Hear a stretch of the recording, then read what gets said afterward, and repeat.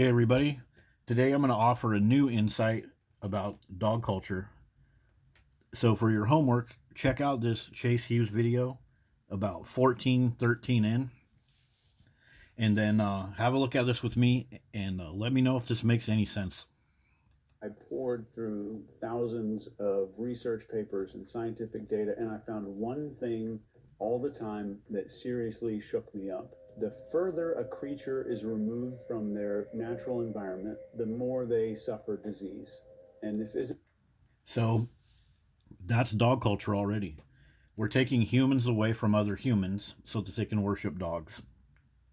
And we're also taking dogs away from their natural environment through all of the breeding, because honestly, dogs don't even have a natural environment. If the dog did have a natural environment, it would be like out in the yard with a doghouse and herding sheep or something like that. We're putting dogs inside of houses next to humans, so this is a twofold thing. isn't just humans, it's all creatures. As a behavioral expert, I started to understand this in a profound way that shook me to my core. Our ancestors passed down a lot to us: fear, So remember, our ancestors are not dogs. All of this advanced human brain that we have, this came from a long time ago, before we worshipped dogs, back when we had humans with us, back when we used human language instead of barking and that type of thing. And sorry about the pauses, but I think I have to pause this to avoid a copyright hit. and instincts, behavioral patterns, wisdom, and lots of neurological wiring to keep us alive. And Yeah, neurological wiring that comes from being around your fellow humans, not around dogs. I realized that the lower part of our brain is like an ancestor living inside of us. And when we spend time in nature, that part of the brain starts thriving like crazy. It's like an ancestor is there in your head, and showing them a bunch of shopping malls and freeways is really confusing to. It's also showing them a bunch of dogs and people with dogs. Like everywhere we go, we got people baby talking their dogs, dogs barking. Everybody's buying stuff for their dogs. He talks about freeways and malls.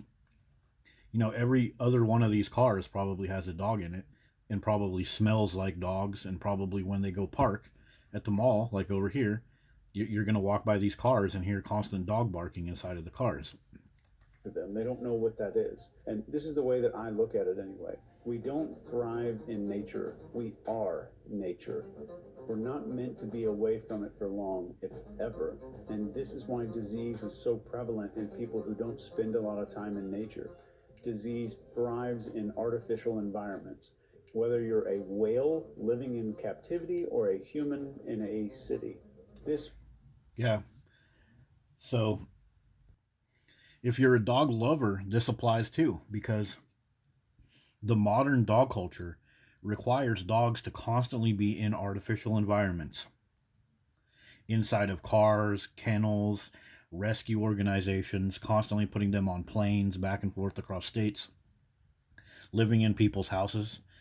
The natural environment of a canine is out in the woods, in the hot, the cold, hunting, mating, and then finally passing away. Not living in an apartment for 10, 20 years under the care of veterinary stuff and all that. This will be a whole different video coming soon, but let me sum it up for you. Distance from descendants is disease. There it is. Distance from our fellow humans is disease. We're replacing humans with dogs. Dogs are better. It's your sibling, four-legged friend. Little kids that are born into dog-loving households are forced to modify their behavior for the sake of their parents' ridiculous dogs. And so we're just moving farther away from our descendants.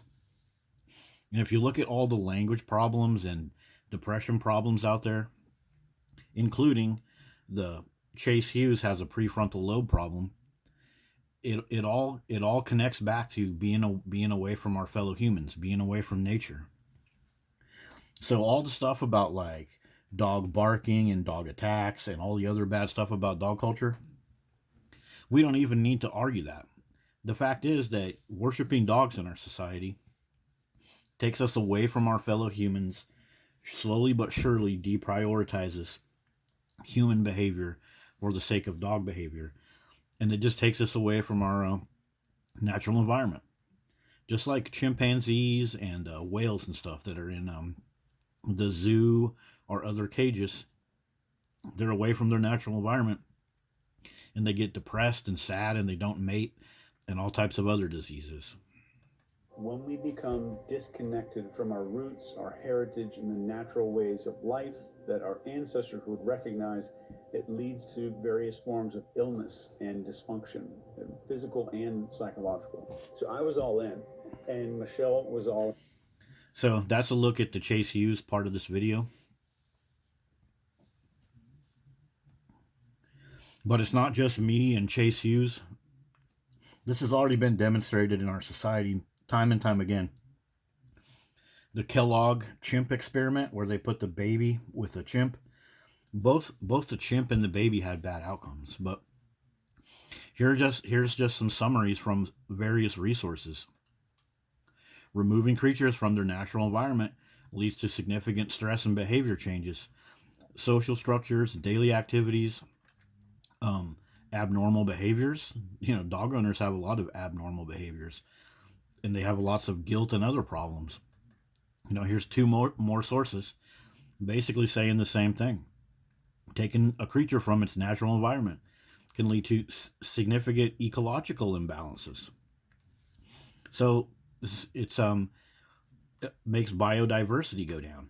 It's the same thing with dog ownership. It's like everybody needs to own a dog according to society, and anybody that wants to be a little bit let me blue highlight this. Anybody that wants to be a little bit diverse and not have dogs and have a better bank account and better relationship with their fellow humans, dog culture does not allow that. So yeah, dog ownership takes away biodiversity. Disruption of food webs. Yeah, because we have to spend all this money feeding dogs. This can lead to extinction of the species.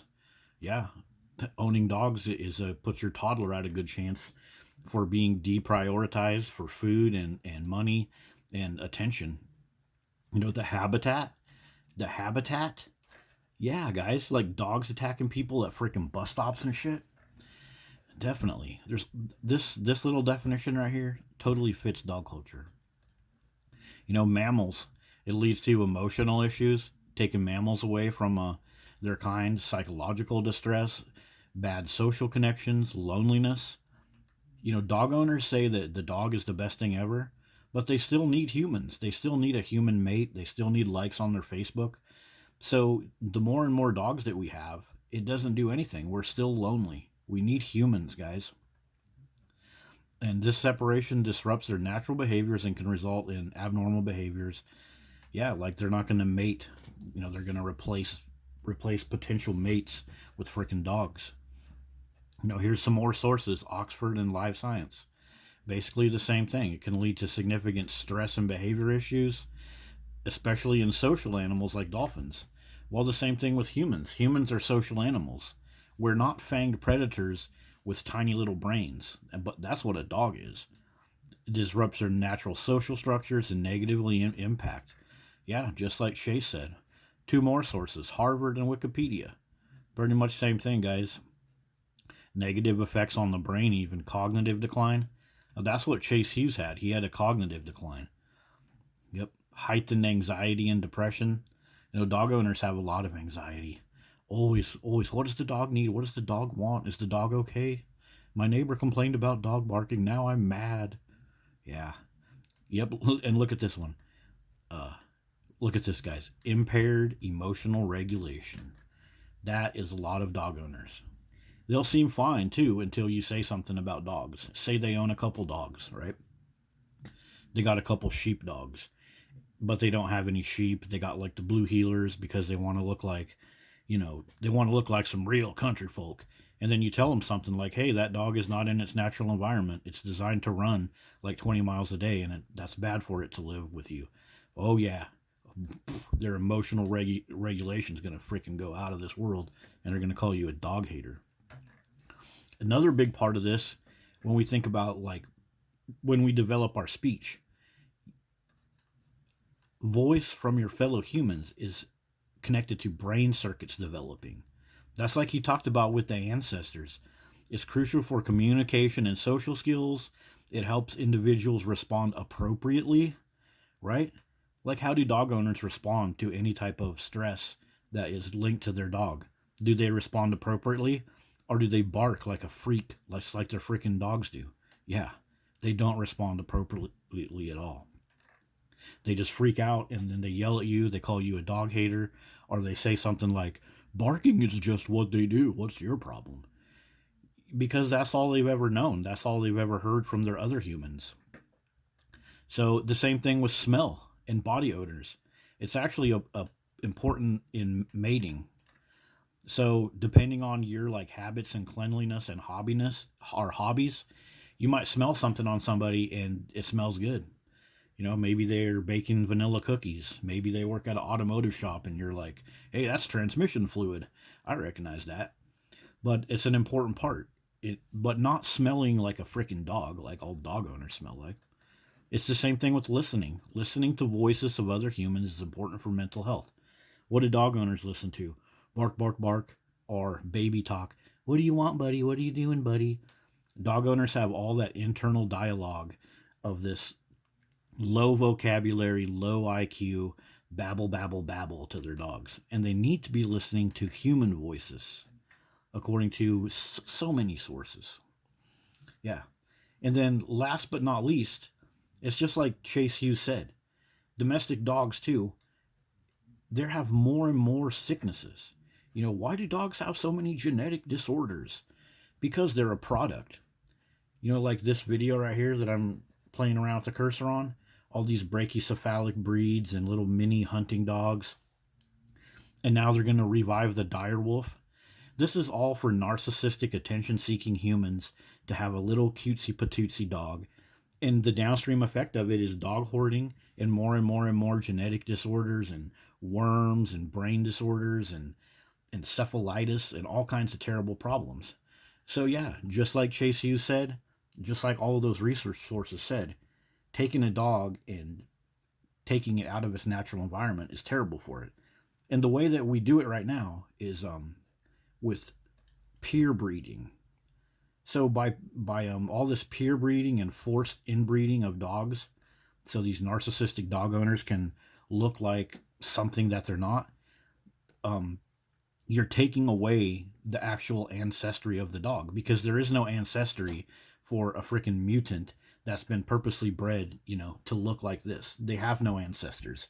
So they're completely being taken away from their ancestors anyways. And that's what mutation is all about. So there you go. Distance from descendants is disease. And so the more that we push humans out of our life to hang out with a jobless, nature-hating, barking, shitting, pissing freaking creature that we just have to moral grandstand and look like we're good people, the more that we do that, the more we're going to have disease. And all it takes is a little look out in society and a look backwards about 20 or 30 years, and this is easily recognizable. See you guys later. Hope you liked the new little insight. Don't forget to leave a comment and subscribe and share.